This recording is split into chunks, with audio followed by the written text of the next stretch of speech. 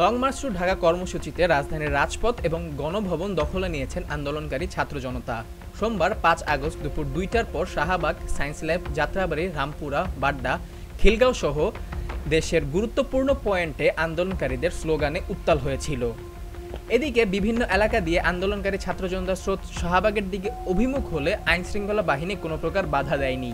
জুলাইয়ের শুরুতে কোটা সংস্কারের দাবিতে আন্দোলনে নামেন বিশ্ববিদ্যালয়ের শিক্ষার্থীরা। প্রথম সপ্তাহে রাজধানীর শাহবাগ ঘিরে শান্তিপূর্ণ আন্দোলন চলে, কিন্তু ১৪ জুলাই পুলিশ ও ছাত্রলীগের হামলায় বিক্ষুব্ধ হয়ে ওঠেন শিক্ষার্থীরা। এরপর দফায় দফায় শিক্ষার্থীদের উপরে হামলার ঘটনা ঘটে, বাড়তে থাকে প্রাণহানি।